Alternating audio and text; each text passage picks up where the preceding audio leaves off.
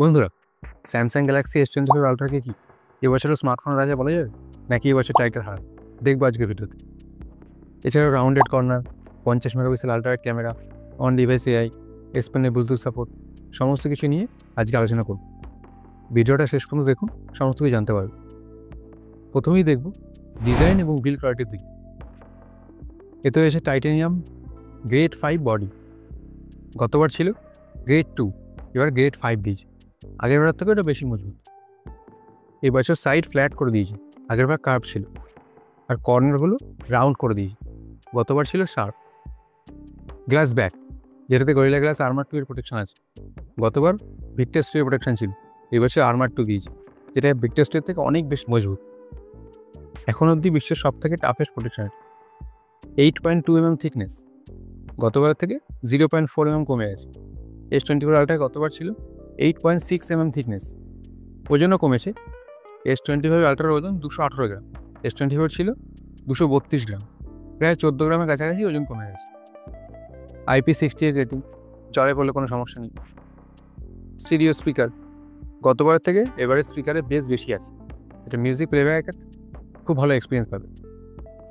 আর একটা বড় চেঞ্জ করেছে, এবছর S Pen ব্লুটুথ সাপোর্ট পাচ্ছে না। গতবার ব্লুটুথ সাপোর্ট ছিল, পেনের সাহায্যে ফটো তুলতে পারতেন, গেস্টার হিসেবে ইউজ করতে পারতেন, কিন্তু এবছর সেটা পারবেন। এমনি নোটসে ইউজ করতে পারবেন, ড্রয়িংয়ের ক্ষেত্রে, এছাড়া অন্য ক্ষেত্রে ইউজ করতে পারবেন। একমাত্র ব্লুটুথ ফিচার্সটাই উঠিয়ে দিয়েছে। স্যামসাং এই ফিচার্সটা যে কেন উঠিয়ে দিল, হয়তো বছরে আমরা এক আধবার ইউজ করতাম, কিন্তু তাও এই ফিচার্সটা দরকার আছে। কালারের কথা যদি বলি, টোটাল 7খানা কালার পাবে। 4টে কালার ফ্লিপকার্ট অ্যামাজন অ্যাভেলেবেল, আর বাদবাকি 3টে কালার শুধুমাত্র স্যামসাংয়ের অফিসিয়াল ওয়েবসাইট। যেমন silver blue, titanium black, white silver, grey, এই 4টে কালার ফ্লিপকার্ট অ্যামাজন অ্যাভেলেবেল। বাদবাকি 3টে exclusive colour, jet black, Z green, pink gold, যেটা একমাত্র স্যামসাংয়ের অফিসিয়াল ওয়েবসাইটই পাওয়া যায়। এবার আপনার পছন্দ হয়ে কালার দেখতে পারেন। এবার আসি ডিসপ্লের দিকে। এতে পাচ্ছেন 6.9 inch quad HD+ dynamic 2x AMOLED display. গতবারের থেকে কিন্তু ডিসপ্লে সাইজ একটু বেড়েছে, যেমন গতবার ছিল 6.8 ইঞ্চ, এই বছর 6.9 ইঞ্চ। আর বেজেলগুলো এবার গতবার থেকে কম হয়েছে। ওভারঅল ফোনের সাইজ কিন্তু এক আছে, কিন্তু এই যে বেজেলগুলো কমে গেছে, ওই জন্য স্ক্রিন সাইজটা বেড়ে গেছে। অ্যান্টি রিফ্লেক্টিং কোটিং, যেটা গতবারও ছিল, কিন্তু গতবারের থেকে এবছর একটু বেশি ইমপ্রুভ রয়েছে, যেটা দুটো ডিসপ্লে সামনে রাখলে আপনি বুঝতে পারবেন। অ্যাডাপটিভ রিফ্রেশ রেট 1 হার্জ থেকে 120 hertz, 26 unit speed brightness, vision booster technology পাচ্ছেন, যার জন্য কালার কোয়ালিটি খুব সুন্দর পাবে। কর্নিং গরিলা গ্লাস আর্মার 2 এর প্রোটেকশন আছে। গতবার আর্মারের প্রোটেকশন ছিল, এবছর আর্মার 2 দিয়েছে। এখন অবধি বিশ্বের সব থেকে toughest display protection, AGA10+ certified display. এছাড়া স্যামসাং অলওয়েজ অন ডিসপ্লে তো জানেনই। এবছর একটা নতুন ফিচার দিয়েছে, প্রো স্কেলার টেকনোলজি, যেটা কিন্তু গতবার ছিল না। মানে আপনি যদি কোনো লো কোয়ালিটি কোনো ভিডিও দেখছেন, প্রো স্কেলারের সাহায্যে তার কোয়ালিটি অনেকটা এনহ্যান্স করে দেবে, যাতে আপনার ভিডিও ভিউইং এক্সপিরিয়েন্স অসাধারণ হবে।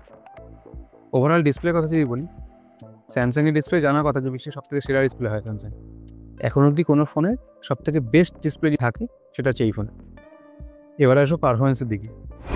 এতে রয়েছে Snapdragon 8 Elite for Galaxy processor, যেটা 3 ন্যানোমিটার ওপর বেস্ট।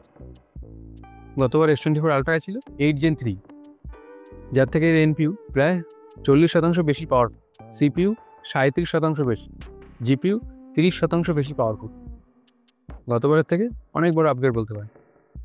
এর গিগবেঞ্চ স্কোর প্রায় 10,000-এর কাছাকাছি, যেটা এখন অবধি বিশ্বের সব থেকে বেশি কোনো স্মার্টফোনে। এছাড়াও LPDDR5X র্যাম, UFS 4.0 স্টোরেজ। যেমন পাওয়ারফুল প্রসেসর দিয়েছে, তাহলে কি ফোনটা হিট হবে? না, এই হিটিং অনেকাংশ কমানোর জন্যই এতে আপনি 40% বেশি ভেপার কুলিং চেম্বার পাচ্ছেন, যাতে খুব বেশি হিট হবে না, কিন্তু পারফরমেন্স টপ নচ পাবেন। এবার আসবো এই ক্যামেরার দিকে। ক্যামেরাতে খুব একটা মেজর চেঞ্জ নেই, 2-4টে জায়গায় চেঞ্জ আছে। যেমন 200 মেগাপিক্সেলের মেন ক্যামেরা গতবারও ছিল, এবারও পাচ্ছেন। এবছর আল্ট্রাওয়াইড লেন্সটা কিন্তু বাড়িয়েছে। গতবার 12 মেগাপিক্সেল ছিল, এবার 50 মেগাপিক্সেল করেছে। বাদবাকি সব ক্যামেরা সমানই আছে। 10 মেগাপিক্সেলের 3x টেলিফটো সেন্সার, 50 মেগাপিক্সেলের 5x পেরিস্কোপ সেন্সার এবং 12 মেগাপিক্সেলের সেলফি ক্যামেরা। ভিডিও রেকর্ডিংয়ের কথা যদি বলি, 8K 30 FPS। এছাড়াও এতে আপনি লং ভিডিও শ্যুট করতে পারবেন, যেটা কিন্তু গতবার ছিল না। লগ ভিডিও হচ্ছে র ভিডিও, যাতে আপনি পরে এডিটিংয়ের মাধ্যমে কালার গ্রেডিং করতে পারেন, যাতে কোয়ালিটি একদম অ্যাকুরেট হবে। সাধারণত প্রফেশনালরা ইউজ করে থাকে। এছাড়া 4K 60 fps লো লাইটে ভিডিও শ্যুট করতে পারবেন, 4K 60 fps HDR video shoot করতে পারবেন, 4K 120 fps slow motion video shoot করতে পারবেন, 10 বিট HDR ভিডিও শ্যুট করতে পারবেন। ক্যামেরার কথা বলে গতবার থেকে আপগ্রেড রয়েছে। এবার দেখবো ব্যাটারি। 5000 mAh ব্যাটারি পাচ্ছে, যেটা গতবারও ছিল, এবারও রয়েছে। কিন্তু ব্যাটারি ব্যাকআপ গতবারের থেকে এবার বেশি পাবে। গতবার প্রসেসর ছিল 4 ন্যানোমিটার, এবারের প্রসেসর রয়েছে 3 ন্যানোমিটারে। এছাড়াও অপটিমাইজেশন অনেক বেটার রয়েছে। 45 ওয়াট ফাস্ট চার্জিং, 15 ওয়াটের ওয়্যারলেস চার্জিং এবং 4.5 ওয়াটের রিভার্স ওয়্যারলেস চার্জিং। ওভারঅল স্যামসাংয়ের এই ব্যাটারি ক্যাপাসিটির দিকে একটু জোর দেওয়া দরকার, হয়তো একটু বেশি দিলে আরও ভালো হতো, আরও ব্যাটারি ব্যাকআপ আমরা বেশি পেতাম। এবার দেখা যাক ওএস ও ইউআইয়ের দিকে। এতে পাচ্ছেন One UI 7, যেটা বেসড অন অ্যান্ড্রয়েড 15 এবং 7 বছরের ওএস আপডেট ও সিকিউরিটি আপডেট, যেটা গতবার ছিল এবার রয়েছে। হ্যাঁ, গতবারের থেকে অ্যানিমেশন ফাস্ট এবং স্মুথ হয়েছে। এছাড়া নক্স ভল সিকিউরিটি পাচ্ছেন। ওভারঅল ইউআই এক্সপিরিয়েন্স ফ্ল্যাগশিপ লেভেলে স্যামসাংয়ের মতো আর কেউ মনে হয় দিতে পারবে। এবার আসবো এআই এর দিকে, যেটা গতবারও হাইলাইট ছিল, এবছর হাইলাইট গ্যালাক্সি AI। দেখি কী কী চেঞ্জ করেছে। সার্কেল টু সার্চ, যেটা গতবার ছিল, এবারও রয়েছে। Note assist, transcript assist, drawing assist. এছাড়াও এবার নতুন ফিচার্স দিয়েছে নাও ব্রিফ, আপনি সারাদিনের কাজকর্মের সামারি এক জায়গায় পেয়ে যাবেন। আর নাও বার, যার সাহায্যে আপনি লক স্ক্রিনে কোনো স্ট্যাটাস দেখতে পারবেন। আপনি যদি কোনো গান শুনছেন, সেটা লক স্ক্রিনেই নাও বারের সাহায্যে চেঞ্জ করতে পারবেন। এছাড়াও অনেক কিছু করতে পারবেন। এই দুটো কিন্তু ভালো ফিচার্স। তাছাড়াও পাচ্ছেন অডিও ইরেজার। আপনি যদি একটি কন্টেন্ট ক্রিয়েটার হয়ে থাকেন, তাহলে আপনার জন্য একটা বেস্ট ফিচার হতে পারে। ধরুন আপনি কোনো অডিও রেকর্ড করেছেন, তাতে ব্যাকগ্রাউন্ড নয়েজ সমস্ত কিছু ওয়ান ক্লিকে এআই এর মাধ্যমে তা রিমুভ করতে পারবে। Multimode AI. এছাড়াও এবছর অ্যাক্রস অ্যাপে জেমিনাই ইন্টিগ্রেশন রয়েছে, মানে থার্ড পার্টি অ্যাপেও জেমিনাই ইন্টিগ্রেশন রয়েছে। ওই জন্য আপনি ফোনকে কমান্ড দিয়েই একেবারে অনেকগুলো কাজ একসাথে করাতে পারবেন, মনে হবে পেছনে অন্য কোনো মানুষ বসে আছে। হ্যাঁ, সব থেকে বড় জিনিস হচ্ছে এবছর 80 to 90% কাজ আপনি অন ডিভাইস করতে পারবেন, মানে আপনার ডেটা ক্লাউডে স্টোর হবে না, আপনার ফোনেই থাকবে। এটা সিকিউরিটির দিক থেকে আর এক ধাপ এগিয়ে, যাতে আপনার ডেটা সুরক্ষিত থাকবে। এছাড়াও এখন অবধি কোনো স্মার্টফোনে বেস্ট এআই এক্সপিরিয়েন্স আপনি এতে পেয়ে যাবেন। এমনকি বলা যায় 2025-এ যত ফোন লঞ্চ হবে আগামী, তাতে যা এআই ফিচার্স থাকবে তা আপনি এই ফোনে এখনই পেয়ে যাবেন। কেন গত বছর গ্যালাক্সি AI টপ ছিল একদম, এবছরও স্যামসাং সেটা ধরে রেখেছে। এবার বন্ধুরা প্রাইসের দিকে দেখি। প্রাইস সেম রেখেছে, কোনো চেঞ্জ করেনি। আগের বারও যা ছিল এখনও তা আছে। এর টোটাল 3টে ভ্যারিয়েন্ট পাবেন, 12 GB র্যাম ও 256 GB স্টোরেজ, যার দাম 1,29,999 টাকা।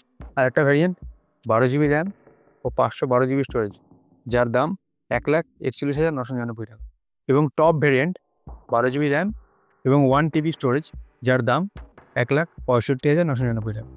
হ্যাঁ, প্রি অর্ডারে কিছু অফার পাবেন, যেমন আপনি 256 GB দামে 512 GB পেয়ে যাবেন। এছাড়াও আদার্স অনেক অফার রয়েছে, দেখে নেবেন। এই ছিল গ্যালাক্সি S25 আলট্রা সমস্ত তথ্য। আপনার মতে কি একে স্মার্টফোনের রাজা বলা যাবে? তা নিচে কমেন্টে জানান। যদি আমার মতামত জানতে চান, অবশ্যই বলা যাবে। গত বছর S25 আলট্রার থেকে S পেনে ব্লুটুথ সাপোর্ট বাদ দিয়ে সমস্ত কিছুতে আপগ্রেড রয়েছে। নিঃসন্দেহে এর দিকে দেখতে পারেন।